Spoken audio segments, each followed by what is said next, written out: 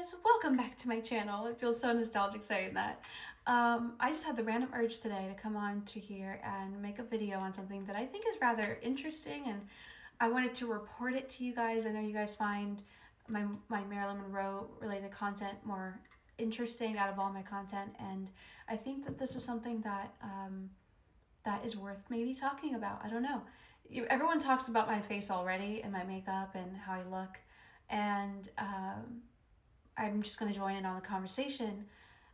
For starters, if you want to know how I do my makeup, I do have a video on here, but I also have a short form version on my Instagram. So you could find it. I really recommend you trying it. I think you'll look very beautiful. I've had all sorts of faces already try it, and they always, without fail, look just absolutely marvelous. So definitely recommend it. I think it flatters everyone, and it's not too much. You know, I think that's the beauty of this makeup look. It's that it's not a cake face. It's very subtle, and it enhances the face in such a impactful but minimal way. But I wanted to talk about this makeup look. So for those who don't know, I'm the one who wrote the Marilyn Monroe biopic that I'm trying very hard to make come to life. I'm not really the most resource equipped, and so it is hard, and it might take over a decade, to be honest. I spoke to a lot of people in the film industry, and they're like, yeah, I didn't get my big project picked up until 10 years later. An example of this would be the director of Squid Games. His didn't get picked up for over a decade and got rejected until finally they were like, yeah, we have the budget, let's do it, because it's a very expensive show. This biopic series is also very expensive. So I understand what I'm signing up for, and it is the long haul, and I will do everything and anything I can. But in regards to that, I wrote, for those who don't know, I wrote a biopic that is supposed to be 100% accurate to Marilyn Monroe's life, so it feels entirely different than how any other biopic has ever felt. Every other biopic created a bit of a caricature out of her. There's a lot of misinformation. I'm talking heavy misinformation. If you've watched Blonde, everything about that is entirely fictional, and they do give you the disclaimer that it is fictional. I don't think the disclaimer was big enough, but it was made up, and a lot of her life is made up, and people aren't very sure about who she is anymore. And so that's kind of what motivated me to do the biopic, entirely based off of her autobiography and her personal writings. It's not like I'm like channeling Marilyn from the dead. Like I got to know who she was based off of the evidence she left for me to read, for all of us to read. And I know it's really hard to find them, and it's not easy to read them, and so that's why the biopic serves what it is. It's supposed to make it easy for you to quickly learn who she is. And I really hope someday it comes true. When writing this, I had to really understand what it was to be like her, and we already had a lot of very spooky similarities. And I think a lot of us would be able to relate to a lot of who she was in the real world. So there was a lot of perspectives that I felt very comfortable writing in, because there was a lot that I was like, oh my gosh, me too. But the one thing I could never understand was how she was perceived by people based off of the way she looks. Because her look was invented by her makeup artist. She didn't actually look like what you remember of Marilyn's face. Without it, she was actually what she would say is entirely unrecognizable. And she said that it was a really extreme, passionate experience from people, very polar, depending on gender or on sex. And she was just perceived in a way that she was not expecting. And she was fortunate to be able to turn it off by just not wearing that makeup look. So her look was rather a magnet and a part of her success, and a part of how quickly she was able to get attention. And although my look, like right now, is not necessarily exactly her face, I have like the cosplay version that I do that looks like a photocopy, and then I have this version, which is I still look like myself, but enhanced in the similar way that her face was enhanced. And this version still actually, from my findings of 2 years wearing it now, has a very similar effect on a smaller scale. I say smaller because she was an international famous person, like she was worldwide known. Obviously, the scale is so different, but in my small little experimental bubble, um, I got the same reaction. And that actually, if anything, fueled me to be able to paint her in her world and paint others into her world in a very realistic way, in a way that I understood uh, how it may have felt for her. But Marilyn spoke about how this makeup look had different reactions with men and women. With men specifically, she noticed that she was taken very unseriously. They would throw themselves at her, and it was coming from more of a sexual place for men, versus women.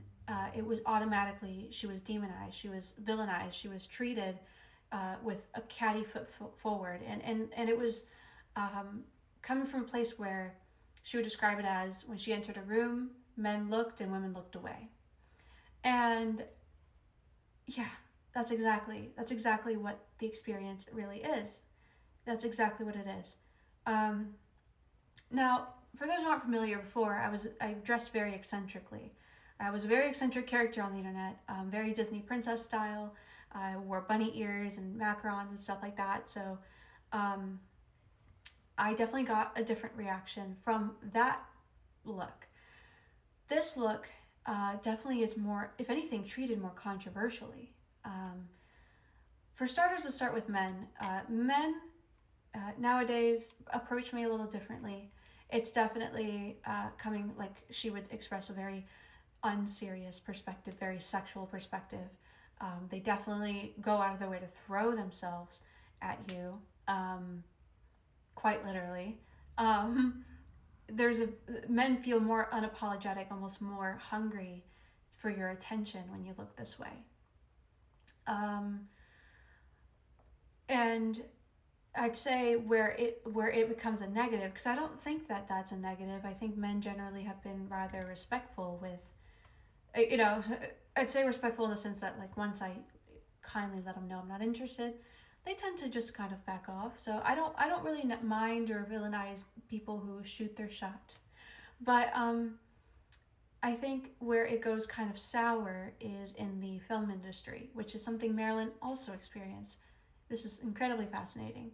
Um, I screen right now. I edit other people's scripts, which is like a huge honor because these people are like already with their foot in the industry, and I'm editing their scripts, which is crazy.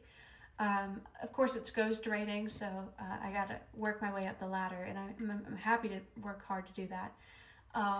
But in many instances, these professional settings have uh, turned into something unprofessional very quickly.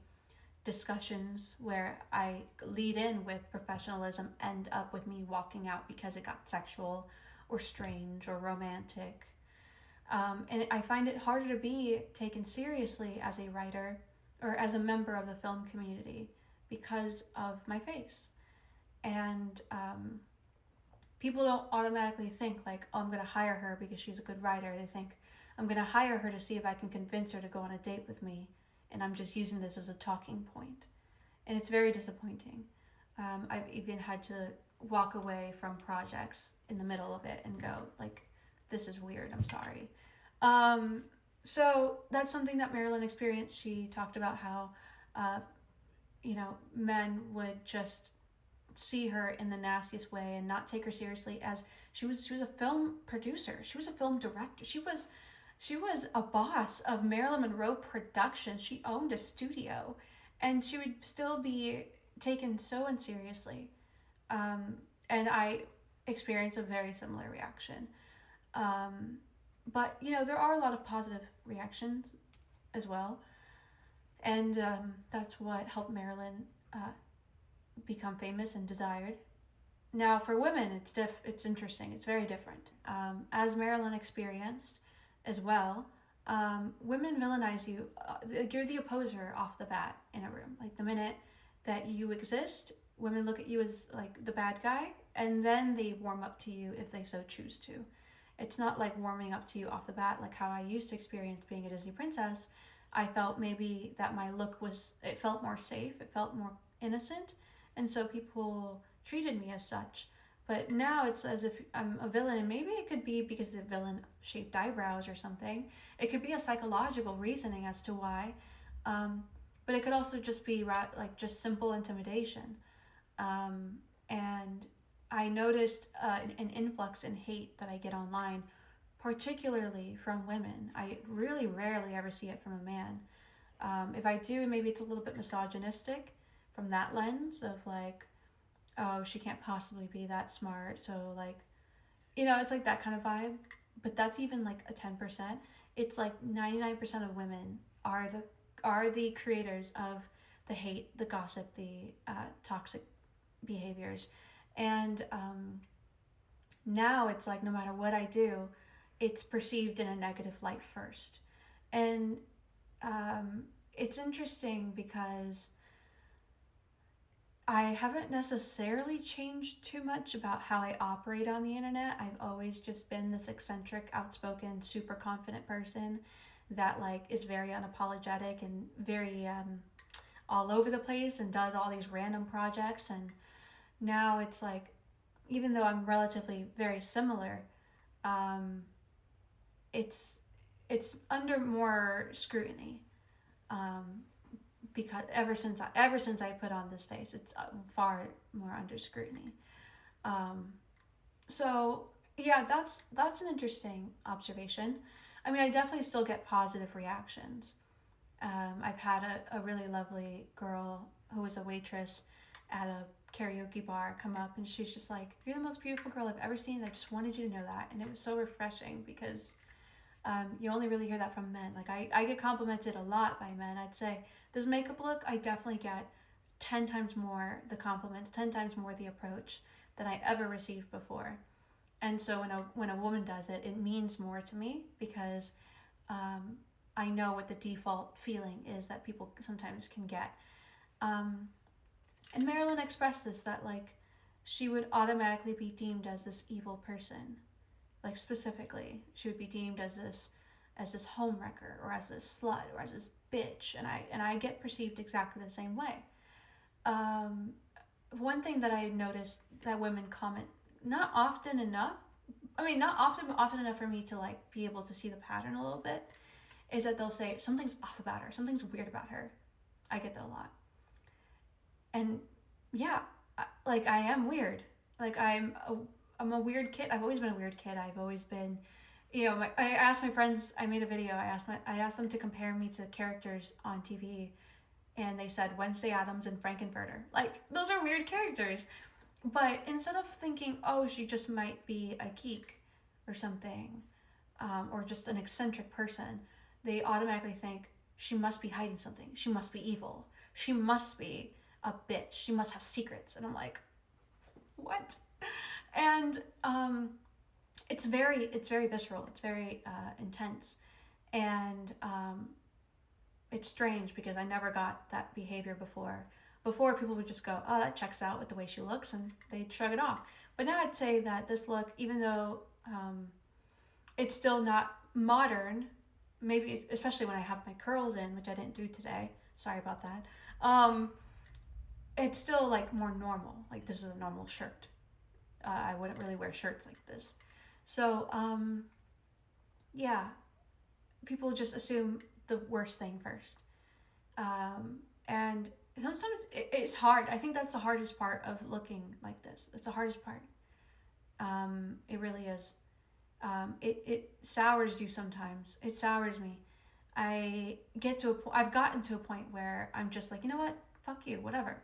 I'm gonna do what I want, and you can't stop me. Like, I'm an Aries as well, so it triggers that part of me that it's like, well then screw you too, and maybe it does kind of confirm for them like, oh, she's a bitch, but it's like, yeah, if you probe a lion hard enough, often enough, it's gonna start roaring at you, and it's hard to manage. And I'm very lucky though that like for the most part I think I have it. I think I can brush it off because I do have a really good support system in my life. I've Most of my friends are like from 10 years knowing each other and longer, with my longest being over 20 years.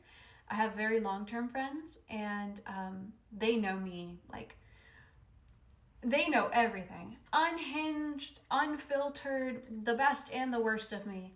They know it all, and they still love me, and they still say the kindest things. A lot of their love languages are very similar, though they're all very different people. They all, like, all of my friends as a group are all, they're polar opposites from each other. Different views, different ways of life, and yet they all can appreciate me as a person. And I would say their love languages are all the same. Um, they all speak love. You know what I mean? Like, their love language is like communication, and they write me really sweet text messages from time to time. Um, and that's really what grounds me, not only from, letting things roll off my back, but also it helps me understand of like who I really am, because it's easy to buy into, like, oh my god, am I the bad guy, am I a villain? Because if all these people on the internet are saying it, it must be true. But it's like, no, but the people who really know you, who really see like everything are still around 10 years later. So that has to count for something. And so I'd say, like, man, if you're going to do this makeup look, surround yourself with a support system, because be prepared to be um, a controversial topic at all times. Um, but no, yeah, like with women, everything I do is wrong. With men, everything I do is right, um, which is interesting. Very, very different depending on the sex. But there are negatives to both. I do, but again, I do get positive interactions with women as well on here, and I won't neglect to say that it's just not as common. But when it does happen, I appreciate it more than any other type of interaction, because um, it's not common, and it's lovely when it does happen. Um, but I would say, that definitely helped me understand Marilyn and how she functioned in the world and how she moved in a room. And it made my writing just that more accurate, I think, because I was able to understand a part of her that before I couldn't relate to or understand. And then now that I do, I feel like in my script it just comes across even more so authentic. And that's the beauty of me deciding randomly to do an inspired makeup look after her and make it part of my everyday.